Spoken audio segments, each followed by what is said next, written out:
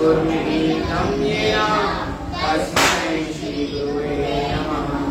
श्रीचैतन्यमनोभीष्टं स्थापितं येन भूतले स्वयं रूपा कदामयं ददाति स्वपदान्तिकं। वन्देऽहं श्रीगुरु श्रीयुतपदकमलं श्रीगुरु वैष्णवांश्च श्रीरूपं साग्रजातं सहगुणा रघुनाथं वितं तं सजीवनं साद्वैतं साद्वदूतं हरिजनसहितं कृष्ण चैतन्य श्री राधा कृष्ण पद सहगुणा ललिता श्री विशाखान्वितं। हे कृष्ण करुणा सिंधु दीनबन्धु जगत्पते गोपेश गोपिकान्ता राधा तप्त कंचन गौरंगे राधे वृंदावनेश्वरी वर्षभानुसुतदेवी प्रणमामि। वाञ्छकल्पतरुभ्यश्च कृपा सिन्धुभ्येव च पतितानां पावनेभ्यो वैष्णवेभ्यो नमो नमः। जय श्री कृष्ण चैतन्य प्रभु नित्यानंद श्री अद्वैत गदाधर श्रीवासादि गौरभक्तवृंद। हरे कृष्ण कृष्ण कृष्ण हरे हरे हरे राम राम राम हरे। नारायण नमस्कृत्यं नरं चैव नरोत्तमं देवीं सरस्वतीं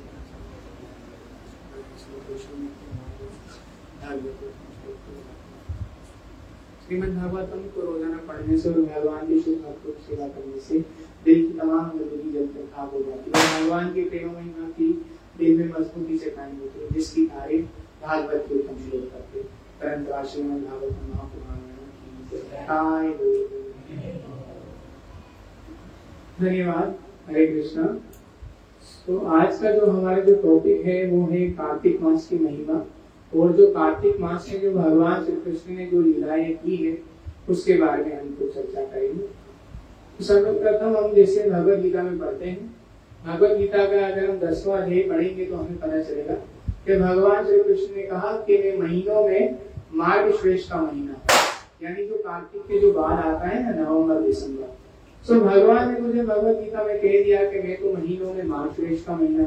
भगवान का जो भगवद गीता का जो 10वां अध्याय है भगवान के विभूति योग, तो उसमें भगवान ने कह दिया कि मैं तो महीनों में मार्गशीर्ष का महीना हूँ, जो नवंबर दिसंबर का महीना होता है, जिसमें ना ज्यादा ठंड होती है तो ना ज्यादा गर्मी होती है।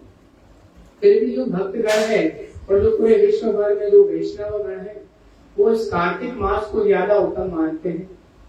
तो उसका जो उदाहरण इस प्रकार मिलता है, अगर कोई भागवत पढ़ता है तो भागवत का जो 11वां स्कंद है, जिसको उद्धव स्कंद भी कहा जाता है, तो उसमें भी भगवान की विभूतियों का वर्णन है। उसमें एक अध्याय है उद्धव स्कंद यानी 11वें स्कंद में, जिसमें भगवान की विभूतियों के बारे में बताया जा रहा है। उसमें भगवान इस प्रकार कहते हैं कि ए उद्धव, मुझे जो महीनों में सबसे अत्यंत प्रिय जो महीना है वो कार्तिक मास का महीना है। भगवद गीता में भगवान ने ये कह दिया कि मैं महीनों में मार्गशीर्ष का महीना हूँ, परंतु भगवान ने भागवत में क्या कहा कि उद्धव, मुझे जो महीनों में अत्यंत प्रिय जो महीना है वो कार्तिक का महीना है। तो प्रश्न उठता है कि भगवान को कार्तिक का महीना अत्यंत प्रिय क्यों है? क्योंकि ये जो कार्तिक का महीना है वो श्रीमती जी का महीना है, श्रीमती राधिका रानी का महीना है, इसलिए भगवान को ये महीना अत्यंत प्रिय है। तो इस प्रकार बताया जाता है, भक्तगणों से आपने सुना होगा कि इस महीने को कार्तिक मंथ, और इस महीने की जो देवता है या देवी है वो श्रीमती जी है। तो हम इस प्रकार बताया जाता है कि अगर आप इस महीने में श्रीमती जी का गुणगान करते हैं तो आपको बहुत लाभ मिलेगा। तो मैंने यहाँ पर कुछ श्लोक निकाले हैं। इस प्रकार हम सुनते हैं कि हमने पूरे भागवत में कहीं आपको श्रीमती जी का नाम नहीं मिलेगा। यह आपने सुना होगा, क्योंकि सुखदेव गोस्वामी जब भी श्रीमती जी का नाम उच्चारण करते थे उस कई दिनों तक, ऐसा सुना बताया जाता है कि महीनों तक जो सुखदेव गोस्वामी है वो क्या हो जाते थे, लीन हो जाते थे, लीलाओं में लीन हो जाते थे। इसलिए सुखदेव गोस्वामी ने पूरे भागवत सुनाते वक्त परीक्षित महाराज को कहीं भी श्रीमती जी का नाम उच्चारण नहीं किया। परंतु एक श्लोक है भागवत का, भागवत के 10वें स्कंद के 30वें अध्याय का 28वां श्लोक। हाँ, ये भागवत के 30वें स्कंद के 10वें स्कंद के 30वें अध्याय का 28वां श्लोक, canto number 10, chapter number 30 and श्लोक का नंबर 28। तो इस जो अध्याय का नाम है जिसमें गोपियां भगवान कृष्ण को ढूंढती है, the gopi search for Krishna. So इसमें ये बड़ा सुंदर श्लोक है भागवत का। अनाया राधितो मुनम भगवान हरे ईश्वरा यन्नो विहाय गोविंदः प्रीतोयाम अनायातः। तो इस श्लोक में इस प्रकार बताया जाता है कि अचानक से एक खास किस्म की गोपी जो भगवान गोविंद है उसको ढूंढने का प्रयास करती है और उसको ढूंढ लेती है। और गोपी इस प्रकार बताती है, जो बाकी की जो गोपियां है ये श्लोक ये उच्चारण करती है कि जो खास प्रकार की जो गोपी है वो भगवान गोविंद को ढूंढने का प्रयास करती है और ढूंढ लेती है। और गोविंद को ढूंढ कर हम सब से छुपा कर गोविंद को एक ऐसे स्थान में ले जाती है जहां पर कोई दूसरी गोपी ना हो। तो इस श्लोक की जो कमेंट्री है यानी परपोर्ट में प्रभुपाद इस प्रकार लिखते हैं कि विश्वनाथ चक्रवर्ती ठाकुर के मुताबिक यहाँ पर जो शब्द जो आराधिता जो इस्तेमाल किया गया है, जिसका प्रयोग हुआ है, वो श्रीमती जी को वर्णित है। सुखदेव गोस्वामी, क्योंकि हम जानते हैं कि सुखदेव गोस्वामी जब भी श्रीमती जी का नाम लेते थे तो वो आशा लीलाओं में लुप्त हो जाते थे। तो इसलिए यहाँ पर सुखदेव गोस्वामी ने श्रीमती जी का नाम उच्चारण नहीं किया और अनाया राधितो इस प्रकार शब्द का उच्चारण किया। हम अगर चैतन्य चरितामृत आदि लीला देखेंगे तो आदि लीला का 4था अध्याय उसमें श्लोक नंबर 82 उसमें श्रीमती जी का वर्णन है। चैतन्य चरितामृत आदि लीला 4था अध्याय उसका 82 श्लोक, गोविंद नंदनी राधा गोविंद मोहिनी गोविंद सर्वस्व सर्व कांता शिरोमणि। तो यहाँ पर इस प्रकार बताया जाता है कि जो श्रीमती जी वो है जो गोविंद को खुश करती है और जिसकी खूबियां इतनी है कि जो पूरे जगत का जो मालिक है यानी जगत का ईश्वर गोविंद उसको प्रसन्न करने के लिए उन्होंने अपना पूरा जीवन दे दिया। इसी अध्याय के 43वें श्लोक और 83वें श्लोक 83 में इस प्रकार बताया जाता है, देवी कृष्ण मही प्रोक्ता राधिका परा देवता सर्व लक्ष्मी मही सर्वा कांति समोहिनी परा।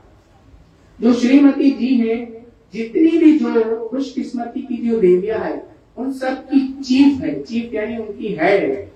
और जो श्रीमती जी है वो मदन मोहन मोहिनी में कहा जाता है, जो मदन मोहन को भी क्या कर ले, मोहित कर ले। तो यहाँ पर इस प्रकार बताया जाता है कि जो श्रीमती जी है वो भगवान की अलादनी शक्ति है जो मदन मोहन को भी क्या कर लेती है, मोहित कर लेती है। और इसका एक आगे का श्लोक है 87 श्लोक, आदि लीला 4था अध्याय उसका 87 श्लोक, कृष्ण वांछा पूर्ति रूपा करे आराधना अतैव राधिका नाम पुरने वाखने। तो यहाँ पर इस प्रकार बताया जाता है कि जो राधिका जो शब्द है उसका मतलब है आराधना करना, पूजा करना।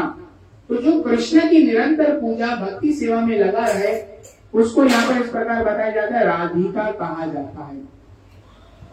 मुझसे एक मरतबा एक व्यक्ति ने प्रश्न किया कि भाई आपका जो कृष्ण है उसको श्रीमती जी अत्यंत प्रिय है या उसके भक्त अत्यंत प्रिय है। वो जो कुछ एक ड्रामा आता था तो उसने देखा था। तो मैंने कहा कि भाई भगवान को तो सबसे ज्यादा प्रिय वो है जो दूसरों को कृष्ण की सेवा में लगाया। तो अगर हम प्रभुपाद के अनुसार चलेंगे तो हमें पता चलेगा कि जो श्रीमती जी है वो सबसे ज्यादा उनकी हमेशा से ख्वाहिश ये रहती है कि जो दूसरे जो भक्तगण है ना, दूसरे माता जी वो कृष्ण की सेवा में लगे। जब श्रीमती जी देखती कि कोई भक्त कृष्ण के लिए थोड़ी सी लालसा करता है तो श्रीमती जी उसका क्या करती है, हेल्प करती है कि वो भक्त कृष्ण के निकट आ जाए। तो फिर उसने मुझे कहा कि चलो ठीक है, तो फिर तुम श्रीमती जी का नाम उच्चारण क्यों नहीं करते, चलो मुझे बताओ। तो मैंने कहा कि भाई देखिए हम श्रीमती जी का नाम उच्चारण इसलिए नहीं करते क्योंकि श्रीमती जी का नाम उच्चारण करने से कृष्ण खुश होते हैं। पर इस प्रकार बताया जाता है कि हम राधा रानी की टीम वाले, यानी हम राधा रानी के साथ हैं। और राधा रानी कब प्रसन्न होती है कि जब हम किसका नाम ले, हरे कृष्णा कृष्ण कृष्ण हरे हरे, हरे राम राम अगर हमें श्रीमती जी को खुश करना है तो हमें भगवान कृष्ण का नाम लेना पड़ेगा। अगर श्रीमती जी खुश हो गई तो कृष्ण ऑटोमेटिकली खुश हो जाएंगे। तो ये तो थोड़ा सा वर्णन है कि श्रीमती जी की थोड़ी सी हमने व्याख्या की, कोशिश की कि कुछ श्लोकों के जरिए, चैतन्य चरितामृत के श्लोकों के जरिए श्रीमती जी का गुणगान किया जाए। अभी हम कार्तिक व्रत या कार्तिक मास उत्सव के बारे में पढ़ेंगे कि किस प्रकार कार्तिक मास का जो उत्सव है या जो दामोदर ये जो मास है कार्तिक मास या जो ऊर्जा जो मास इसको कहा जाता है ये किस प्रकार है। तो अगर भागवत का 10वां स्कंद पढ़ेंगे उसका 9वां अध्याय, तो उसमें आपको ये दामोदर लीला मिलेगी। इस प्रकार बताया जाता है उक्खल बंधन लीला। शिला विश्वनाथ चक्रवर्ती ठाकुर के अनुसार कार्तिक मास दीपावली के दिन ही भगवान ने दामोदर लीला की, जिसका वर्णन श्रीमद् भागवतम के 10वें स्कंद में आता है। इस लीला में बाल कृष्ण माखन की मटिया फोड़कर माँ यशोदा को क्रोधित कर देते हैं। आवेश में आकर जैसे ही यशोदा माता उन्हें दंड क्रोधित कर देते हैं तो कृष्ण वहां से भाग जाते हैं। बहुत परिश्रम के पश्चात अंत यशोदा माता कृष्ण को पकड़ने में सफल होती है और उन्हें उक्कल से बांधने का प्रयास करती है। दुर्भाग्यवश जब रस्सी को गांठ लगाने का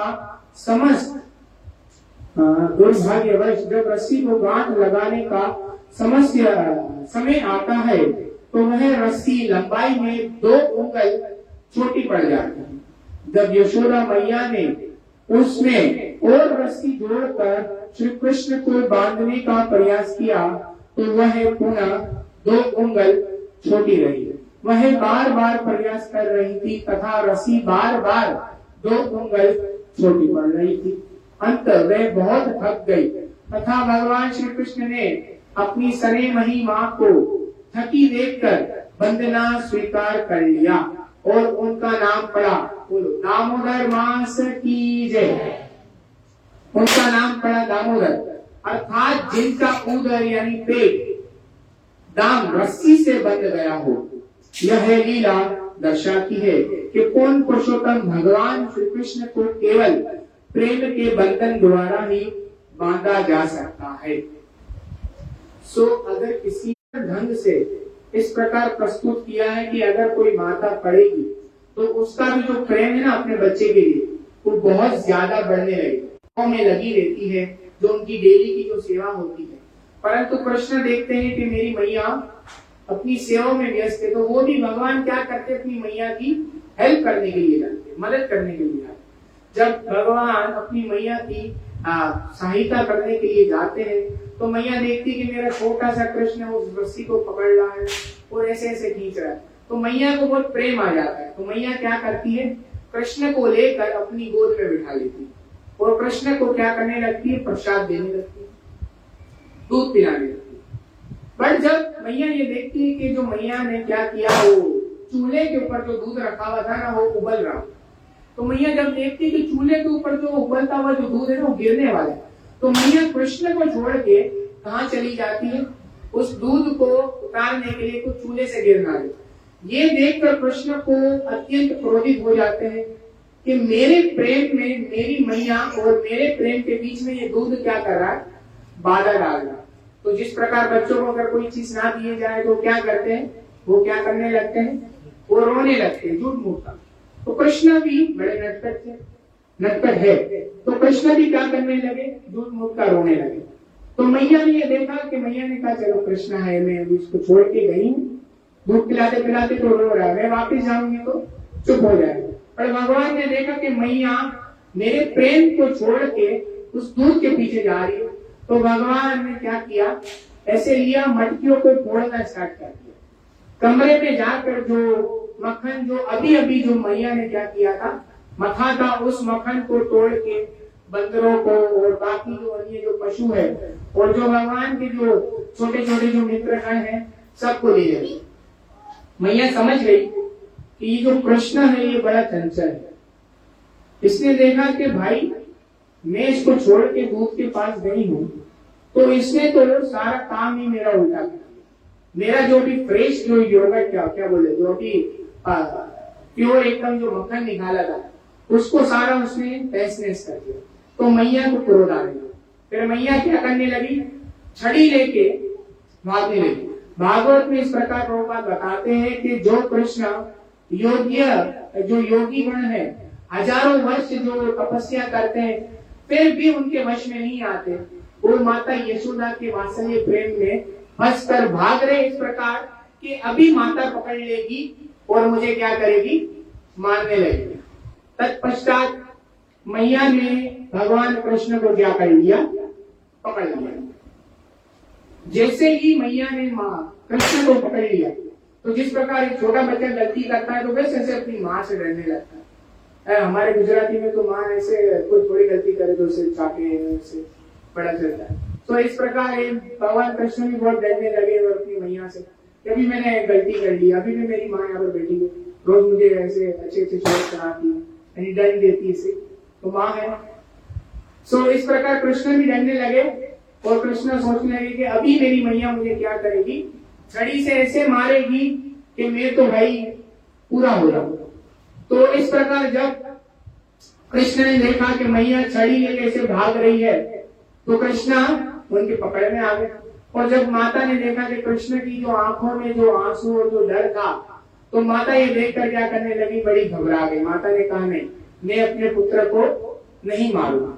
परंतु फिर भी माता ने स्नेह पूर्वक के कृष्ण और ज्यादा प्रॉब्लम क्रिएट ना करे तो मैया ने क्या किया, उखल लिया और उखल से कृष्ण को बांधने का प्रयास किया। तो अगर कोई भागवत का 10वां स्कंद पढ़ेगा, उसका 9वां अध्याय, इतना सुंदर ढंग से प्रभुपाद ने लिखा है कि आप पढ़ेंगे ना, मैं कहता हूँ आपका जो हृदय है उसे पिघलने लगे।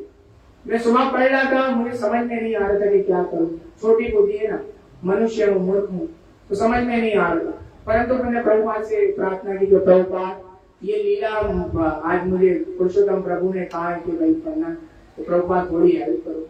तो प्रभुपाद अपने भक्तों की सहायता करते, देखते कहाँ तक सहायता करते। मेरा जो क्या बोल रहे वो हरे कृष्णा कृष्णा कृष्णा हरे हरे, हरे राम राम। तो जब आप भागवत में लीला देखेंगे तो आपको बड़ा सुंदर ढंग से मिलेगा। मैं आगे कंटिन्यू करता हूँ। जब यशोदा मैया श्री कृष्ण को बांधकर घर के अन्य कार्यों में व्यस्त हो गए तो श्री कृष्ण ने युगल अर्जुन पेड़ देखे। वे नारद मुनि द्वारा श्रापित किए गए थे और पेड़ बन गए थे। श्री कृष्ण अपनी अहेतु की कृपा से नारद मुनि की इच्छा पूर्ति के लिए उनकी ओर बढ़े। तो यहाँ पर ये थोड़ी सी लीला है। अगर आप आगे देखेंगे भागवत क्या 10वें स्कंद का 10वां अध्याय, तो आपको वहां पर देखने को मिलेगा कि जिस प्रकार जब भगवान अपनी मैया की जो रस्सी के अंदर बन गए तो भगवान को क्योंकि पता है भगवान तो अंतर्यामी त्रिकालदर्शी, तो भगवान जानते थे कि हजारों वर्ष पूर्व कुबेर के जो पुत्र थे जो भगवान शिव के बड़े अच्छे भक्त थे। तो इससे हमें एक शिक्षा भी मिलेगी। भगवान शिव के बड़े अच्छे भक्त थे और भगवान शिव के साथ उनका जो एसोसिएशन था, क्या कहें कि जो उनके साथ जो रहना था बहुत ज्यादा। तो भगवान शिव ने दोनों को आशीर्वाद दिया हुआ था और कैलाश पर्वत के ऊपर एक गार्डन था, तो वहां पर वो खेला करते थे या अपनी जो उनको जो अपनी रमणीय करना होता था वहां पर किया करते थे। कैलाश पर्वत के ऊपर मंदाकिनी नदी के किनारे पे ऐसा सुंदर घाट बना हुआ था। वहां पर कुबेर के दोनों पुत्र, जैसे अमीर बाप के जो बेटे होते हैं तो उनको अय्याशी करने में बड़ा मजा आता है, इसी प्रकार कुबेर पूरे जो क्या बोले पूरे जो सृष्टि पूरे ब्रह्मांडों के जितने खजाने उन सब के वो अकाउंटेंट है या क्या कहें, उनकी सारी चाबियां उनके पास। तो हमारे घर में भी कभी ऐसे कुबेर की छोटी मोटी रहते रहते हैं और पैसे आएंगे। तो इस प्रकार तो कुबेर जो है उनके जो दोनों बेटे थे नल कुबेर और मणि ग्रह, वो क्या उस मंदाकिनी नदी के अंदर इतने मस्त हो गए अपने शराब के या क्या बोले जो मदिरा की नशे में। और जो अन्य जो इस प्रकार बताया जाता है भागवत में कि वो जो स्वर्ग की जो कन्याएं थी उनके साथ रमण कर रहे। जब नारद मुनि वहां से शिव भगवान के दर्शन के लिए जा रहे थे तो उन्होंने देखा कि कैलाश में मंदाकिनी नदी के ऊपर ये जो लड़के हैं, बड़े कुबेर के जो पुत्र हैं, वो इस प्रकार का कार्य कर रहे हैं। अच्छा, इस प्रकार हमने सुना भी है कि गंगा में जाएंगे तो सारे हमारे पाप धुल जाएंगे, परंतु जो गंगा में ही पाप कर रहा है तो उसका क्या होगा? मंदाकिनी नदी वही गंगा। भागवत इस प्रकार बताया जाता है, प्रभुपाद क्वेश्चन करते हैं कि हम सुनते कि हमारे जो आजकल के जो कर्मकांडी लोग होते हैं कि भाई हम गंगा में जाएंगे, स्नान करेंगे तो सारे पाप हमारे धुल जाएंगे। तो प्रभुपाद प्रश्न करते हैं कि भाई जो गंगा में ही पाप कर रहा है उसके पाप कौन धोए? क्योंकि जो कुबेर को जो दोनों पुत्र है वो क्या कर रहे हैं? वो गंगा के किनारे के ऊपर ही पाप किए जा रहे हैं।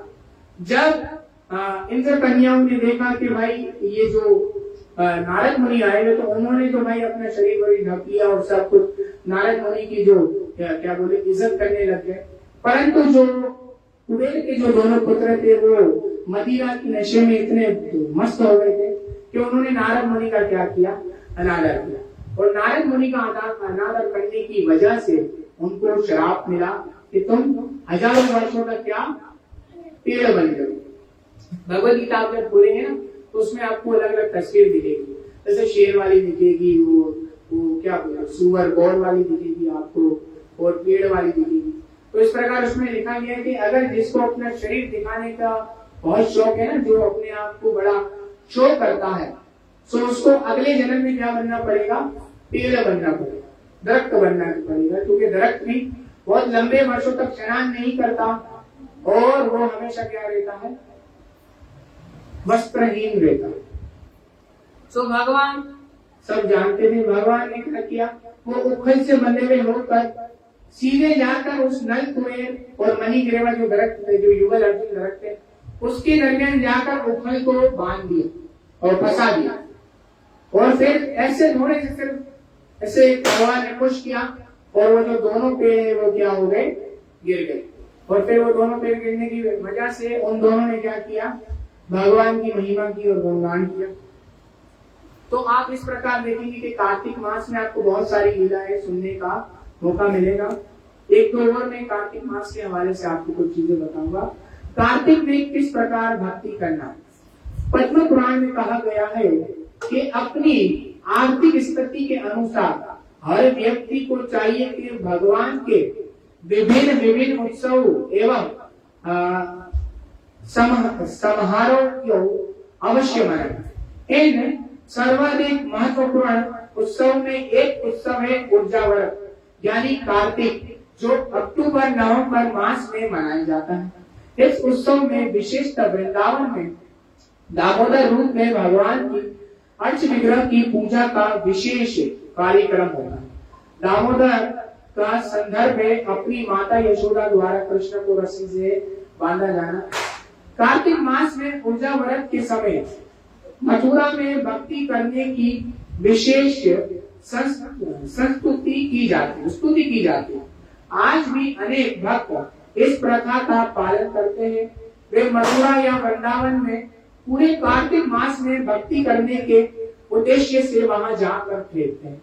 पद्म पुराण में कहा गया है कि भगवान भक्त को मुक्ति या भौतिक सुख तो दे सकते हैं, किंतु भक्तगण कार्तिक मास में मथुरा में रहकर कुछ भक्ति कर लेने पर ही भगवान की शुद्ध भक्ति प्राप्त कर लेते हैं। तात्पर्य यह है कि भगवान उन सामान्य व्यक्तियों को भक्ति नहीं प्रदान करते जो भक्ति के विषय में निष्ठावान नहीं है, किंतु ऐसे निष्ठा रहित व्यक्ति भी यदि कार्तिक मास में विशेषतः मथुरा मंडल में रहकर विधि पूर्वक भक्ति करते हैं तो उन्हें भगवान की व्यक्तिगत सेवा प्राप्त होती है। भक्ति रसामृत सिंधु अध्याय 12। तो भक्ति रसामृत सिंधु में मैं आज अध्याय 13 भी पढ़ रहा था, तो उसमें इस प्रकार बताया जाता है। श्रील रूप गोस्वामी कहते हैं कि दुनिया के लोगों कभी भी यमुना के किनारे नहीं जाना। वहां पर एक व्यक्ति है जिसके हाथ में क्या है? बांसुरी है। अगर आपको अपने जीवन से प्रेम है और अगर इस संसारी जीवन का भोग लेना है तो कभी भी यमुना के किनारे मत जाना। यमुना के किनारे में एक बांसुरी वाला है जो क्या करता रहता है? बांसुरी बजाता रहता है और तुम्हें इस प्रकार मोहित करेगा कि तुम अपने सारे संसार के जो सुख है ना, और जो सारे क्या कहें मटेरियलिस्टिक जो तुम्हारी जो ख्वाहिशें है, वो सब क्या हो जाएगी, तुम्हारी विनष्ट हो जाएगी। तो हे संसारिक लोगों, कभी भी यमुना के किनारे मत जाना। तो इस प्रकार वृंदावन की बड़ी महिमा है। हमारी भी शुरू से ख्वाहिश है कि वृंदावन में ब्रज मंडल में परिक्रमा में जाया जाए। एक मेरे पास पुस्तक थी, मैं पढ़ता था थोड़ा, तो उसमें आप वृंदावन की जो ब्रज मंडल की जो परिक्रमा है ना, अगर आप वो पढ़ेंगे ध्यान पूर्वक, तो आपको ऐसा लगेगा कि अभी मैं इस घाट पे हूँ, इस घाट पर हूँ, उस जगह पर हूँ, मैं अभी इस भगवान का दर्शन कर रहा हूँ, अभी मेरा टोला यहाँ पर पहुंचा है, अभी मैंने यहाँ पर स्टॉप किया है, और अभी मैंने ये प्रसाद ग्रहण किया है। रात्रि का समय है, रात्रि के समय में भक्तगण, वृंदावन में 2 टाइम प्रसाद दिया जाता है अगर कोई कार्तिक मंडल में जाता है। मैंने लास्ट टाइम फीस देखी थी 11,000 रुपए भारतीय, 11,000 रुपये थे। इस साल का पता नहीं, इस साल तो शुरू हो गया। अगले साल अगर भगवान ने जीवन दिया तो प्रयास रहेगा कि कार्तिक मास में ब्रज मंडल परिक्रमा की जाए। उसके बाद ब्रज मंडल के बाद मायापुर परिक्रमा भी होती है 5 दिवस की। तो यहाँ पर वृंदावन मथुरा की विशेष महिमा है। उसी में 12वें भक्ति रसामृत सिंधु के 13वें अध्याय में बताया जाता है 5 प्रकार से भक्ति करनी। तुलसी मैया की पूजा करना, भागवत पढ़ना, भक्तों की पूजा करना, गौ की सेवा करना, और मथुरा में रहकर भगवान की सेवा करना। 5 प्रकार से आप भगवान की सेवा करते हो। और भी अन्य अन्य शास्त्रों में आपको अन्य प्रकार की चीजें मिलेगी। एक मर्तबा भक्तगण प्रभुपाद के समक्ष बैठे हुए थे, तो उन्होंने पूछा, नए नए भक्त थे, तो नए नए हमारा जो संस्था है अंतरराष्ट्रीय कृष्ण भावना अमृत संघ स्टार्ट हुआ था, तो उन्होंने पूछा, भक्त पूछते, श्रील प्रभुपाद, आज ऊर्जा व्रत यानी कार्तिक व्रत का प्रारंभ है, क्या आप वर्णन कर सकते हैं ऊर्जा व्रत क्या है, इसका पालन कैसे किया जाए? श्रील प्रभुपाद, ऊर्जा व्रत आप 1 महीने तक, प्रभुपाद ने क्या कहा, सुनने वाली बात है। प्रभुपाद, ऊर्जा व्रत आप 1 महीने तक 24 घंटे हरे कृष्णा कृष्णा कृष्णा हरे हरे, हरे राम राम राम हरे हरे, आप 1 महीने तक हरे कृष्णा महामंत्र का जप करें। सब लोग हंस पड़े और प्रभुपाद ने कहा, बस यही। प्रभुपाद ने क्या कहा, ऊर्जा व्रत क्या है, हरे कृष्णा कृष्ण कृष्ण हरे हरे, हरे राम राम राम हरे। पूरे 1 महीने तक आपको क्या करना है, भगवान का निरंतर नाम लेते रहना। तो सारे भक्त लोग हंसने लगे कि इस प्रकार भक्त ने कहा, ठीक है गुरु, ठीक है प्रभु। फिर उन्होंने मंत्र जाप किया। फिर प्रभुपाद ने कहा, हाँ, सो मत, खाओ मत, यही ऊर्जा व्रत है, क्या तुम इसका पालन कर सकते हो? तो प्रभुपाद ने कहा, सो मत, खाओ मत, क्या तुम इसका पालन कर सकते हो? तो भक्तों ने कहा, प्रभुपाद, हरे कृष्णा कृष्णा कृष्णा हरे हरे, हरे राम राम राम हरे। और सब हंसने लगे। तो इस छोटी सी लीला से हमें क्या सीखने को मिलता है कि प्रभुपाद हमें बता रहे हैं कि अगर आप में इतनी क्षमता नहीं है, मेरे एक मित्र है, वो बड़ा कठिन है, इस प्रकार का करते हैं ऊर्जा व्रत का पालन, पूरे महीने कोई अन्न का सेवन नहीं करते और ब्रह्म मुहूर्त से लेके संध्या काल तक एकदम निर्जल उपवास रखते, और संध्या काल में जल से उपवास को उसका पारण करते हैं और फिर उसके बाद सिर्फ फ्रूट लेते। तो मैंने उसको कहा कि भाई थोड़ा उसमें दूध डाल के थोड़ा केले का थोड़ा शेक पिए। तो नहीं भाई, ऐसा नहीं, सिर्फ फ्रूट खाओ। तो है भक्तगण है अपनी उनकी शक्ति के अनुसार। मैं सोचता हूँ भाई, मैं तो सुबह से जॉब से दोपहर में आऊँ तो ऐसा हो, तो खाना ना मिले तो ऐसे बड़ा तकलीफ होने लगती है। तो भक्तगण है, भगवान उनको ऐसी ऊर्जा देते हैं इस ऊर्जा महीने में। तो प्रभुपाद ने जो कहा उसको फॉलो करना थोड़ा ज्यादा अच्छा लगता है, क्योंकि प्रभुपाद ने कहा कि सो मत, खाओ मत, क्या तुम ऐसा कर सकते हो? तो भक्त लोग हंस पड़े कि भाई बहुत मुश्किल है, जो नौकरी करने वाले जो लोग बेचारे काम नहीं जाते। आगे और बताया जाता है संक्षिप्त रूप में, समय है तो है, कंटिन्यू कर, संक्षिप्त रूप में कार्तिक व्रत पालन कैसे करें। कार्तिक मास एवं विशेष मास है जिसमें राधा दामोदर भगवान की उपासना की जाती है। कार्तिक मास की अधिक अष्टमी देवी श्रीमती राधिका है, इसलिए ये मास श्री कृष्ण को प्रिय है। जिस प्रकार मैंने कहा ना कि भगवान का मास तो मार्ग श्रेष्ठ का महीना है, परंतु भगवान को ये कार्तिक का महीना अत्यंत प्रिय इसलिए है क्योंकि ये किसका है? श्रीमती जी का महीना है। इस मास में अल्प प्रयास द्वारा राधा रानी शीघ्र प्रसन्न हो जाती है। अगर व्यक्ति उनकी आराधना उनके प्रियतम, देखिए हमें यहाँ पर जो अक्सर जो भक्त लोग होते हैं हम किसी ऊपर की जैसे नहीं करते, वो जैसे श्रीमती जी का हो वो हाँ इस प्रकार जो है तो ठीक है। यहाँ पर प्रभुपाद हमें क्या कहते हैं कि अगर आपको श्रीमती जी को प्रसन्न करना है तो उनकी आराधना उनके प्रियतम दामोदर के साथ करना है। ऐसे सिर्फ वो तो ब्रजवासियों को अलाव है। प्रभुपाद कहते वो शुरू से ही मुक्ते वो राधे राधे इस प्रकार के जब गुणगान करते तो उनके लिए ठीक है, पर हमें हरे कृष्णा का ही गुणगान करना है क्योंकि हम ब्रजवासी नहीं है, हमारे ऐसा भी ऐसे पुण्य एकत्र नहीं हुए। तो यहाँ पर एक प्रार्थना का अनुवाद दिया गया है कि आपको कार्तिक मास में क्या प्रार्थना करनी है। हे जनार्दन, हे दामोदर, हे देव, आप जो कि श्री राधिका सहित है, कार्तिक मास में मैं आपकी प्रसन्नता हेतु प्रत्येक दिन प्रातः जल्दी स्नान करूंगा। क्या लिखा हुआ है? प्रत्येक दिन प्रातः जल्दी स्नान करूंगा, ब्रह्म मुहूर्त तक प्रत्येक दिन उठ जाए तथा स्नान करके जप एवं मंगल आरती में शामिल हो। अच्छा, यहाँ पर ये 6-7 चीजें बताई गई है कि आपको कार्तिक महीने का व्रत किस प्रकार पालन करना। कोई ऐसे हार्ड आपको नहीं करना कि आप खुद ऐसे डीम हो जाओ और 1 महीने के बाद फिर आप हो गए भाई ये हो गया बीमारी हो गई, सो आप जो सेवा भक्ति कर रहे हो उससे भी दूर हो जाओगे। या इसी महीने में भाई बोलो कोई सेवा कर लो, नहीं भाई मेरे से तो देख भी नहीं उठाई जाती, मेरा तो व्रत है। तो इस प्रकार जो है तो उससे अच्छा है कि आप भोजन ग्रहण करें और भगवान की सेवा को अधिक अधिक करें। तो पहला क्या बताया गया? ब्रह्म मुहूर्त में उठे और स्नान करके जप एवं मंगल आरती में शामिल हो गए। श्रीमद् भागवतम महापुराण का श्रवण करें, विशेषकर राधा कृष्ण की वृंदावन लीलाएं संभव हो तो श्रवण वैष्णवों के सानिध्य में करें, यानी वैष्णव भक्तों के साथ करें। तो अलग अलग मंदिरों में आपने देखा होगा, यहाँ पर स्वामी नारायण टेम्पल में और हमारे वहां पर भी रंजुलाई में, दामोदर में और आदि बहुत सारी जगहों में मॉर्निंग में और यहाँ पर भी भागवत का जो मंडन किया जाता है। परिवार के समस्त सदस्यों सहित अधिक हरि नाम का जप कीर्तन करें। तीसरी चीज, तुलसी जी की आरती वृंदावन में नित्यवास एवं श्री राधा कृष्ण युगल चरण बिंदु की सेवा की अभिलाषा के साथ करें। अच्छा, इस प्रकार तो आपने सुना होगा कि जब तक श्रीमती जी की आपके ऊपर कृपा ना हो तो वृंदावन का टिकट लगने वाला नहीं है।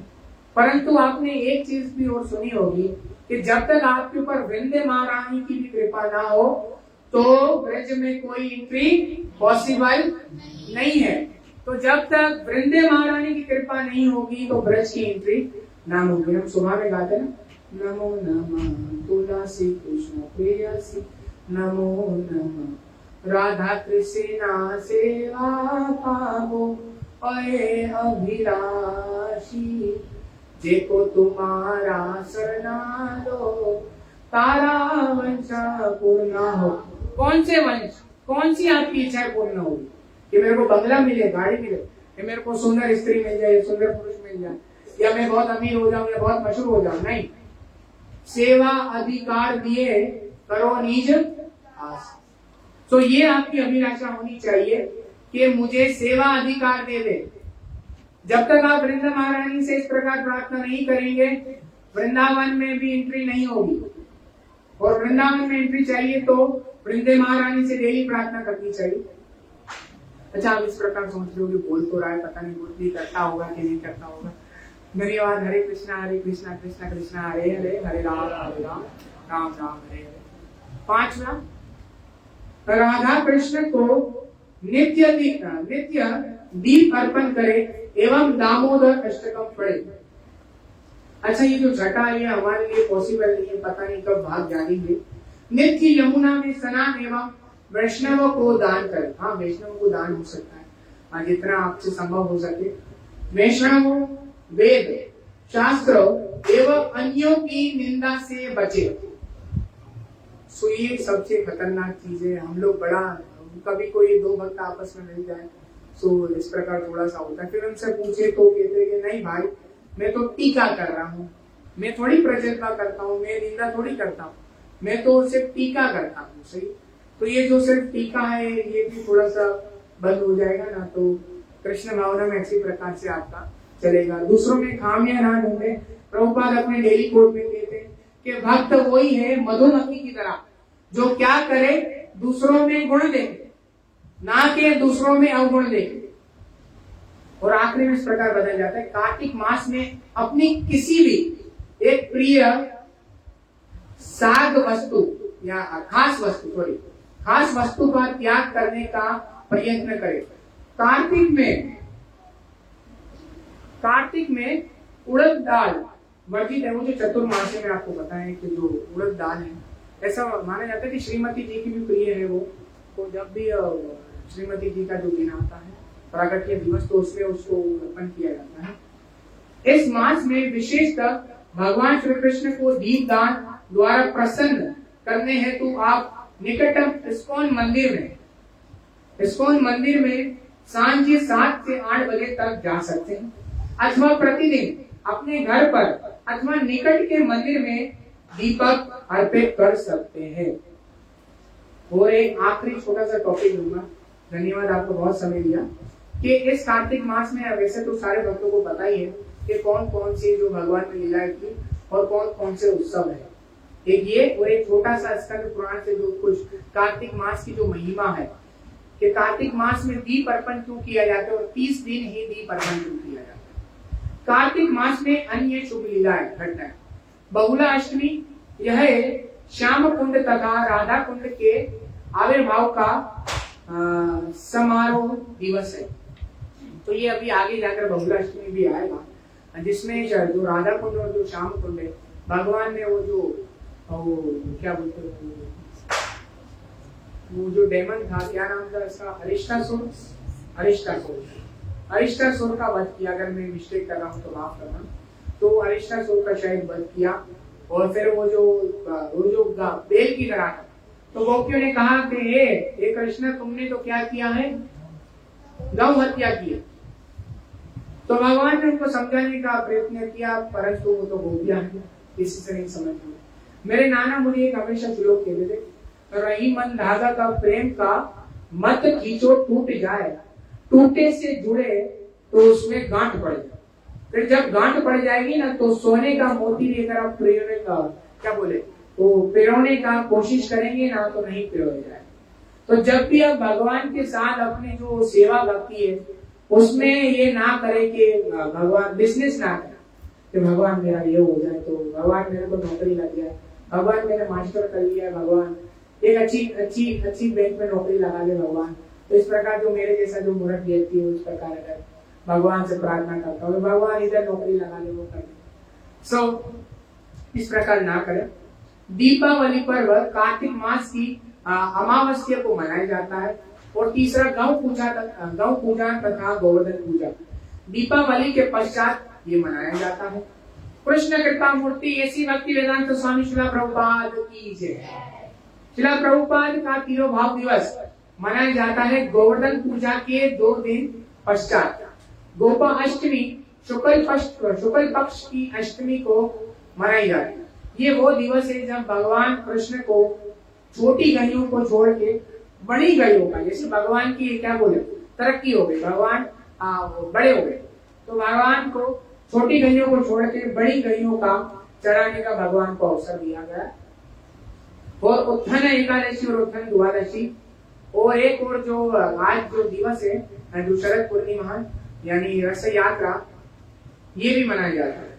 और भी बहुत सारे हैं कि हमारे जो अन्य जो स्वामी जी से जो दिस अप्रियन डे और अप्रियन डे, इस प्रकार पूरा कार्तिक मास ही उत्सवों का महीना है।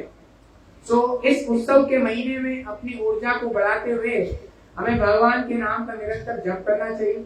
जितना संभव हो सके अपनी प्रजल पाठ, टीका और निंदा से दूर रहे और हरे कृष्णा महामंत्र का जप करते रहे। छोटा सा ये है ना कि अलग अलग पुराणों में कार्तिक मास की किस प्रकार महिमा बताई गई है। सो पद्म पुराण उत्तराखंड 112.3, इसमें इस प्रकार बताया जाता है कि भगवान श्री कृष्ण कहते हैं, तमाम पत्तों में मुझे तुलसी का पत्ता अत्यंत प्रिय है। तमाम महीनों में कार्तिक का महीना और तमाम जो क्या बोलते पिलग्रिमेज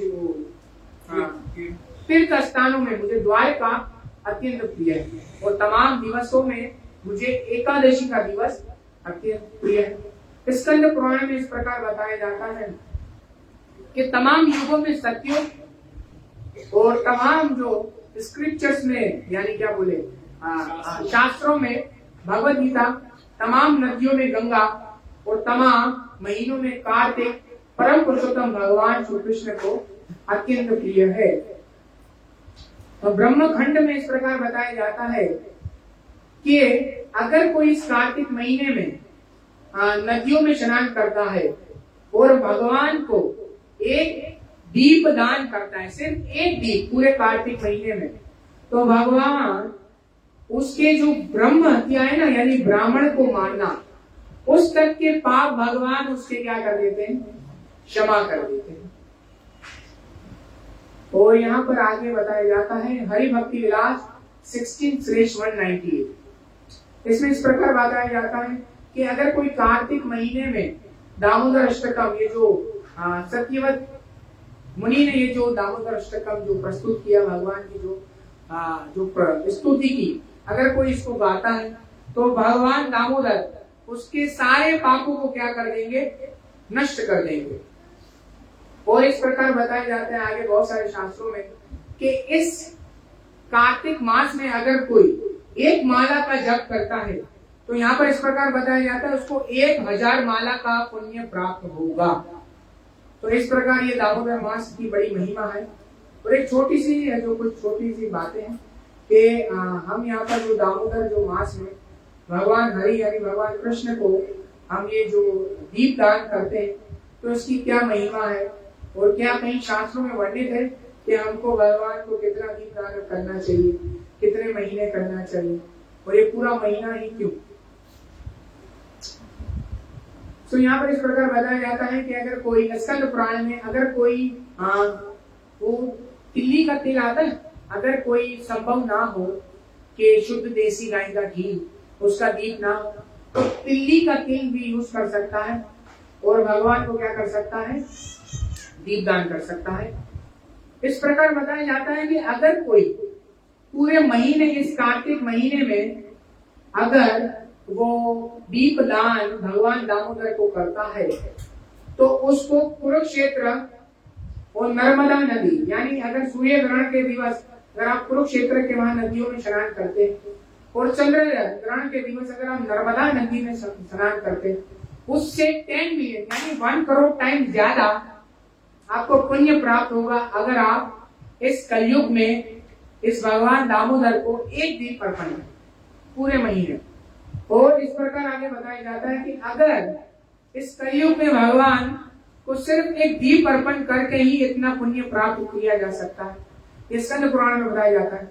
सो फिर अश्वमेध यज्ञ करने की क्या आवश्यकता, इस प्रकार बताया जाता है कार्तिक मास की महिमा में कि अगर कोई भगवान केशव को इस कार्तिक महीने में दीपदान करता है तो भगवान केशव मेरू पर्वत जितने, मंदराचल पर्वत जितने और जितने आप गुनाह जो आपने क्या बोले अपराध किए, भगवान सारे अपराध आपकी क्या कर देंगे, क्षमा कर देंगे। इस प्रकार बताया जाता है अगर कोई काशी के घाट में बैठकर 100 अश्वमेध यज्ञ करे, उसका 1000वां भाग निकाले, वो भी भाग भगवान दामोदर को कार्तिक मास में दीप दान करने के बराबर नहीं है। और इस प्रकार बताया जाता है ब्रह्मण्य पुराण में इसमें बताया जाता है कि अगर कोई इस तीन जगत जितना भू भ स्व, ऊपर के लोग, नीचे के लोग और दरमियान। अगर आपने भागवत में पढ़ा होगा दूसरे तीसरे स्कंद में, तो नीचे के अतल नितल सुतल महातल रसातल तलातल और पाताल, और ऊपर के भूलोक भुवन लोक स्वर्ग लोक, भूलोक भुवन लोक स्वर्ग लोक और जनन लोक तप लोक और सत्य लोक, और उसके ऊपर आता है ब्रह्म लोक। अच्छा, आप भागवत में देखेंगे कि ब्रह्म लोक अक्सर जो है वो भगवान कृष्ण का लोक भी कहा जाता है भागवत में, और जो सत्य लोक है वो ब्रह्मा जी का लोक कहा जाता है। तो आपको अन्य जगह इस प्रकार मिलेगा। तो इस प्रकार बताया जाता है कि अपने भू भ स्व जितने भी, अगर आपने तीनों लोगों जितने भी पाप किए, तो अगर आप इस कार्तिक मास में भगवान दामोदर को दीप अर्पण करते हैं तो आपके सारे पाप क्षमा हो जाएंगे। तो ये है कार्तिक मास की महिमा। तो कार्तिक मास की तो महिमा आप जितनी करेंगे कम है। तो मैंने तो जो कुछ आपको एक दो लाइनें जो बताने की जो कोशिश की, तो उससे अगर आप ये कुछ समझते हैं कि हाँ, कि हमें इस कार्तिक मास में प्रगति करनी है और अपनी भक्ति सेवा को बढ़ाना है, तो डेली भागवत में पढ़े, एक श्लोक पढ़े, भगवद गीता का श्लोक पढ़े आप, और भक्तों के संग में रहकर सुनेंगे, अपना 16 माला का जप ध्यान पूर्वक करें। और अगर आप अन्य और माला जप कर सकते हैं, जिससे डिवोटीज बहुत सारे करते हैं कि मैं पूरा महीना 25 माला जप करूंगा और मैं 32 करूंगा, कोई जो होता है भक्त में 64 माला करूंगा। तो जिसके जैसी जितनी शक्ति जितनी ऊर्जा है इस प्रकार माला जप कर सकता है, और जितने आप इस ऊर्जा व्रत के अंदर माला जप करेंगे वही आपको पुण्य देगा। और बाकी तो इस प्रकार एक हमारे भक्त थे उस प्रकार बता रहे थे कि मैंने पूरा महीना इस प्रकार पालन किया, और मैंने जो 30वां दिवस आया तो 56 भोग बनाए और गुरु महाराज को अपने घर पे बुलाया। तो गुरु महाराज ने कहा कि तुम्हारा सारा जो पुण्य क्या हो गया, भी सफल हो गया। तो भक्त कहने लगा कि भाई गुरु महाराज मुझे ऐसा कह दिया कि मेरा जो सारा जो पुण्य कार्तिक मास का क्या हो गया, विफल हो गया। तो गुरु महाराज ने उसको कहा कि तुम्हें इतना सब करने की क्या आवश्यकता, तुमने ये सब किया, इस दौरान तुमने क्या बुक ट्रांसलेशन के काम को रोक दिया क्योंकि तुमने कहा मेरा ऊर्जा व्रत है, तुम बुक डिस्ट्रीब्यूशन की सेवाओं में नहीं गए, और ये जो सारी सेवाएं रोक कर तुमने ऊर्जा व्रत किया, और 30वें दिन तुम्हारी ये लालसा थी कि सारे भोग मैं खाऊंगा क्योंकि मैंने तो पूरा महीना नहीं खाया। तो इसलिए तुम्हारी जो तुमने प्रभुपाद की जो सेवा को वो आगे फर्स्ट प्रायोरिटी नहीं दी, और तुमने अपनी जो खुद की जो सेवा है उसको आगे रखा, तो ये तुम्हारे इसमें विफल हो गया। भक्ति सिद्धांत सरस्वती ठाकुर महाराज बताते हैं कि हम घोष्टानंदी है, भ्रष्टानंदी नहीं है। एक जगह बैठकर कुटिया में भजन कर लूं, मैं खुद परम धाम चला जाऊं, इस प्रकार नहीं करना। आपको क्या करना है, घोष्टानंदी, जगह जगह नगर नगर जाकर भगवान के हरि नाम को हरे कृष्णा कृष्णा कृष्णा हरे हरे, हरे राम राम राम, इस भगवान के नाम को जगह जगह नगर नगर जाके फैलाना है। और इस चैतन्य महाप्रभु के प्रचार को इतना फैलाना है कि पूरा जगत भगवतमय हो। एक भक्त मुझे इस प्रकार पूछ रहा था कि भाई तुम सिर्फ 16 माला ही जप क्यों कर, चलो कहीं बताओ मुझे कि 16 माला ही जप करना। तो मुझे एक भागवत का श्लोक याद आया, मैंने उसको कहा कि भगवान ने कहा कि तुम्हें डेली अपने दिवस का 10% ही देना है। कितना देना है, 10%। तो अगर हम हमारा 16 माला का जप देखें ना, तो अगर हम प्रॉपर तरीके से करेंगे तो it takes 2.40 hour, that's mean 2 घंटा 40 मिनट आपका अच्छे प्रकार से 16 माला का जप हो जाएगा। तो मैंने कहा कि देखिए प्रभुपाद से तो ज्यादा अक्लमंद नहीं थे, प्रभुपाद ने भागवतम पढ़ा है, सारे शास्त्रों को अच्छे प्रकार से लिखा है। तो प्रभुपाद ने सब सोच के इस कलयुग के बद जीवों के लिए 10% निकाल दिया। तो 10% कितना होता है, 16 माला। तो मुझे इस प्रकार कह रहा था कि 16 माला से थोड़ा कम हो जाए ना, थोड़ा 8 कर लो, 10 कर लो, 12 कर लो। तो मैंने कहा नहीं भाई, प्रभुपाद ने कह दिया 10% दैट्स मींस 16 राउंड डेली। हाँ, उससे ज्यादा हो सकता है बट उससे कमी की कोई बात नहीं करनी। तो अगर आप 10% यानी अपना डेली भगवान को अच्छे प्रकार से 16 माला का जप करते हैं और प्रेममयी भक्ति में लगे रहते हैं, तो भगवान आपकी सेवा को जरूर स्वीकार करेंगे। और मुझसे बोलने में त्रुटि हो गई है, क्षमा करना, माफ करना। धन्यवाद, बोलना नहीं आता फिर भी प्रयास किया कि खुद जो 1-2 लाइन बोल सकूं। धन्यवाद। हरे कृष्णा कृष्ण कृष्ण हरे हरे, हरे राम। और मुझ पे आप अपना आशीर्वाद दे कि मैं भी भगवान की आपकी जैसे अच्छी प्रकार सेवा कर सकूं। और भक्तों की सेवाओं में कभी मिस्टेक ना करो। धन्यवाद। हरे कृष्ण। श्रील प्रभुपाद की जय।